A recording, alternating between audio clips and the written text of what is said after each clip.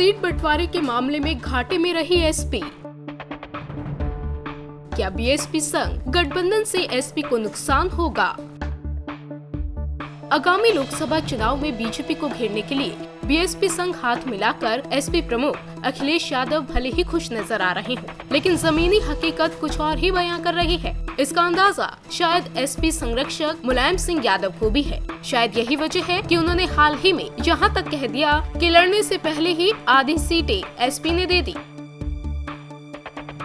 उधर सियासी जानकारों की माने तो सीट बंटवारे में बीएसपी सुप्रीमो मायावती का पलड़ा भारी रहा। इतना ही नहीं, एसपी बीएसपी के बीच जिस तरह सीटों का बंटवारा किया गया है, उसका खामियाजा अखिलेश को भुगतना पड़ सकता है। सीट बंटवारे के मुताबिक बीएसपी 38 और एसपी 37 सीटों पर चुनाव लड़ेगी।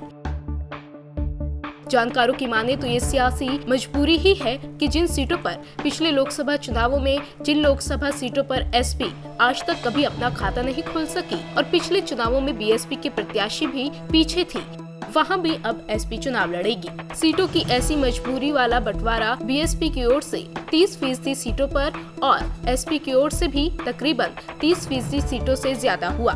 2014 में बीएसपी 34 सीटों पर दूसरे स्थान पर रही थी। उसे पिछले प्रदर्शन से 4 सीटें ज्यादा मिली हैं। वहीं एसपी 31 सीटों पर दूसरे नंबर पर थी, लेकिन उसने 5 सीटें जीती भी थी। उसके बाद उपचुनाव में भी 2 सीटें जीती। इस लिहाज से 38 सीटों पर एसपी बढ़त में थी, लेकिन उसे 37 सीटें ही मिली।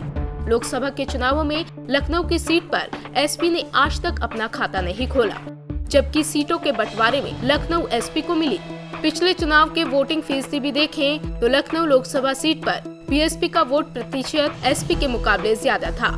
इसी तरह से हाथरस में आज तक एसपी का कभी भी खाता नहीं खुला। वहां पर भी पिछले चुनाव में एसपी से ज्यादा बीएसपी का वोट फीसदी था, लेकिन एसपी बीएसपी गठबंधन के चुनावी गणित में यहां पर एसपी को सीट दी गई। इसके अलावा आरएलडी को गठबंधन में शामिल कर एसपी ने 1 सीट की कीमत चुकाई है, लेकिन इसका फायदा बीएसपी को ज्यादा होगा।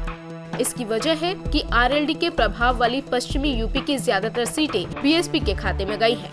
एसपी को आरएलडी के प्रभाव वाली गिनी चुनी सीटें ही मिली हैं। इंडिया न्यूज़ वायरल की रिपोर्ट।